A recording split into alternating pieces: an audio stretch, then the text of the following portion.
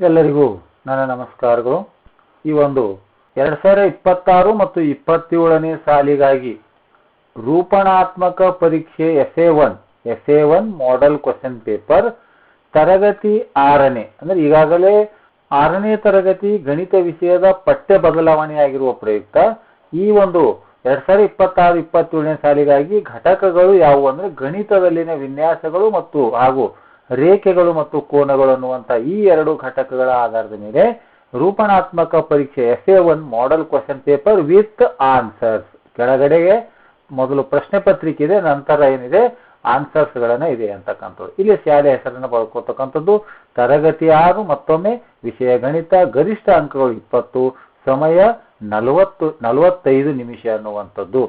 ಈಗ ಈ ಕೆಳಗಿನ ಪ್ರಶ್ನೆಗಳಿಗೆ ಸರಿಯಾದ ಉತ್ತರವನ್ನು ಆರಿಸಿ ಬರೆಯಿರಿ. 2x1 ಅಂದ್ರೆ ಪ್ರತಿಯೊಂದು ಎರಡು ಬಹು ಆಯ್ಕೆ ಪ್ರಶ್ನೆಗಳಿವೆ. ಆ ಎರಡು ಪ್ರಶ್ನೆಗಳಿಗೆ ಒಂದೊಂದು ಅಂಕ ಅಂತ. ಒಂದನೇದು 1, 4, 9, 16 ಈ ಸಂಖ್ಯಾ ವಿನ್ಯಾಸದ ಮುಂದಿನ ಸಂಖ್ಯೆ ಯಾವುದು ಅಂದ್ರೆ 20, 25, 21, 30 ಅಂತ. ಎರಡನೇ ಪ್ರಶ್ನೆ ನೋಡೋಣ. 120 ಡಿಗ್ರಿ ಅಳತೆಯ ಕೋನವನ್ನು ಈ ಕೆಳಗಿನ ಯಾವ ಹೆಸರಿಂದ ಕರೆಯಲಾಗುತ್ತದೆ? ಲಘು ಕೋನ, ಲಂಬ ಕೋನ, ವಿಶಾಲ ಕೋನ, ಸರಳ ಕೋನ ಅಂತ. ಈಗ ಎರಡನೇ ಪ್ರಶ್ನೆ ಕೆಳಗಿನ ಪ್ರಶ್ನೆಗಳಿಗೆ ಒಂದು ವಾಕ್ಯದಲ್ಲಿ ಉತ್ತರಿಸಿರಿ. 2 ಅಂದ್ರೆ ಪ್ರತಿಯೊಂದಕ್ಕೂ ಒಂದೊಂದು ಅಂಕ. ಮೂರನೇ ಪ್ರಶ್ನೆ ಜ್ಯಾಮಿತಿಯಲ್ಲಿ ಬಿಂದು ಎಂದರೇನು?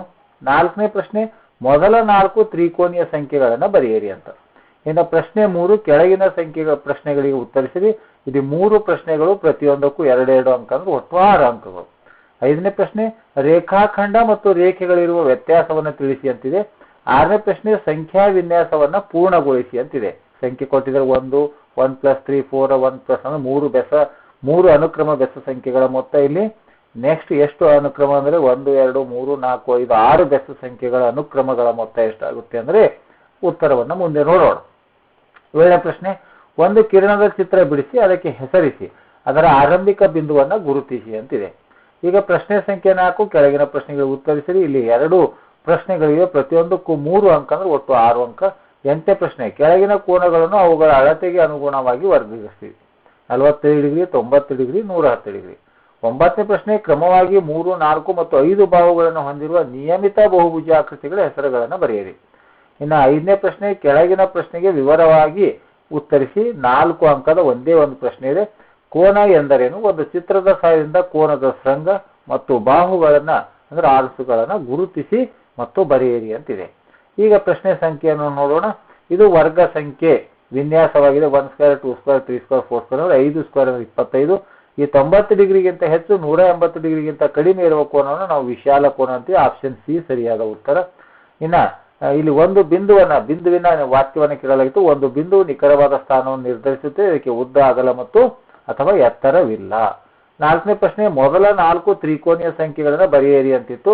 1, 3, 6, 10 ಅನ್ನುವಂಥದ್ದು. ಇನ್ನು 5ನೇ ಪ್ರಶ್ನೆ ರೇಖಾಖಂಡವನ್ನ ಅಂತ ಕೇಳಿತ್ತು. 5ನೇ ಪ್ರಶ್ನೆ ಇದಕ್ಕೆ ಮೇಲ್ಗಡೆ ಇದೆ ನೋಡ್ರಿ. ರೇಖಾಖಂಡ ಮತ್ತು ರೇಖೆಗಳಿರುವ ವ್ಯತ್ಯಾಸವನ್ನ ಕೇಳಿದ್ರು 5ನೇ ಪ್ರಶ್ನೆಯಲ್ಲಿ. ರೇಖಾಖಂಡ ಅಂದ್ರೆ ಇದು 2 ಅಂತಿಮ ಬಿಂದುಗಳನ್ನ ಹೊಂದಿರುವ ಕನಿಷ್ಠ ದೂರದ ಮಾರ್ಗ. ರೇಖೆ ಅಂದರೆ ರೇಖಾಖಂಡವನ್ನು 2 ಬದಿಗಳಲ್ಲಿ ಅನಿರ್ದಿಷ್ಟವಾಗಿ ವೃದ್ಧಿಸಿದಾಗ ರೇಖೆ ದೊರೆಯುತ್ತದೆ. ಇನ್ನು 6ನೇ ಪ್ರಶ್ನೆ ಈ ಅನುಕ್ರಮ ತ್ರಿಕೋನೀಯ ಸಂಖ್ಯೆಗಳ ಮೊತ್ತ ಎಷ್ಟು ಅಂತ ಪ್ರಶ್ನೆ ಕೇಳಿದ್ರೆ ಇಲ್ಲಿ ಮೊದಲ 6 ಬೆಸ ಸಂಖ್ಯೆಗಳಿರುವುದರಿಂದ 6 ಸ್ಕ್ವೇರ್ ಅಂದ್ರೆ 36 ಅಂತ ಉತ್ತರವನ್ನ ಭರ್ತಿ ಮಾಡಲಿ.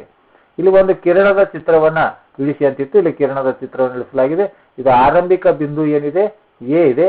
ಇದು ಪಿ ಅನ್ನುವಂಥದ್ದು ಏನಿದೆ ಇದು ಆ ಒಂದು ಕಿರಣದ ಮೇಲೆ ಇರುವಂತ ಒಂದು ಬಿಂದು. ಹಾಗಾಗಿ ಎ ಆರಂಭಿಕ ಬಿಂದುವಾಗಿದ್ದು ಪಿ ಕಿರಣದ ಮೇಲಿನ ಮತ್ತೊಂದು ಬಿಂದುವಾಗಿದೆ. ಇನ್ನು ಈ ಕೋನಗಳನ್ನ ಕೊಟ್ಟಿರುವಂತಹ ಕೋನಗಳು ಎಂಥ ಕೋನಗಳು ಅಂತ 45 ಡಿಗ್ರಿ ಇದ್ರೆ ಅದು ಲಘು ಕೋನ, 90 ಡಿಗ್ರಿ ಇದ್ರೆ ಅದು ಲಂಬ ಕೋನ, 210 ಡಿಗ್ರಿ ಇದ್ರೆ ಅದು ಸರಳಾಧಿಕ ಕೋನ. ಇನ್ನು 3 ಈ ಬಾಹುಗಳಿರುವಂತಹ ನಿಯಮಿತ ಬಹುಭುಜದ ಹೆಸರುಗಳನ್ನು ಹೇಳಿ ಅಂತ ಹೇಳಿ 3 ಬಾಹುಗಳಿದ್ರೆ ಅದು ನಿಯಮಿತ ತ್ರಿಭುಜ ಅಂದ್ರೆ ಅದನ್ನ ಸಮಬಾಹು ತ್ರಿಭುಜ ಅಂತ ಕರಿತೀವಿ.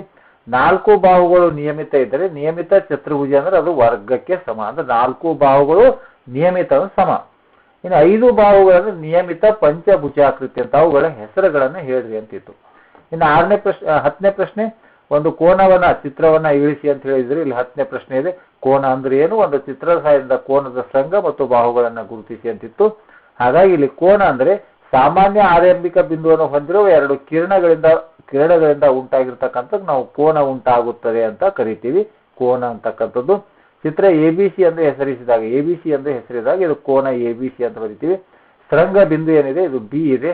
ಬಾಹುಗಳೆಂದ್ರೆ ಕಿರಣ BA ಮತ್ತು ಕಿರಣ BC, ಅಂದ್ರೆ ಕಿರಣ ಅಂತ ಈ ಸಂಕೇತವನ್ನು ಕೂಡ ಹಾಕಬಹುದು. BA ಕಿರಣ ಮತ್ತು BC ಕಿರಣ ಅಂತ. ಆದ್ಮೇಲೆ ಈ ರೀತಿಯಾಗಿ 6ರಿಂದ 10ನೇ ತರಗತಿವರೆಗಿನ SA1 model question paper plus ಅವುಗಳ ಆನ್ಸರ್ಗಳ ಉತ್ತರಗಳ ವಿಡಿಯೋವನ್ನು ಮಾಡಿದ್ದೇನೆ ಅಂತ ಹೇಳುತ್ತಾ, ಈ ವಿಡಿಯೋ ಇಷ್ಟ ಆದರೆ ದಯವಿಟ್ಟು ಲೈಕ್ ಮಾಡಿ, ಶೇರ್ ಮಾಡಿ ಅಂತ ಹೇಳುತ್ತಾ, ಇದು LBA ಆಧಾರಿತವಾಗಿ ತೆಗೆದುಕೊಂಡಿಲ್ಲ, ಯಾಕಂದ್ರೆ ಇನ್ನೂ LBA ಹೊಸ ಪಠ್ಯಕ್ರಮದಂತೆ LBA ಬಿಟ್ಟಿರುವುದಿಲ್ಲ. ಹಾಗಾಗಿ ನಾನು ಘಟಕದಲ್ಲಿರುವಂತಹ ಪ್ರಶ್ನೆಗಳನ್ನು ತೆಗೆದುಕೊಂಡು ಈ ಒಂದು ಮಾದರಿ ಪ್ರಶ್ನೆ ಪತ್ರಿಕೆ ಮತ್ತು ಉತ್ತರಗಳನ್ನು ಮಾಡಿದ್ದೇನೆ.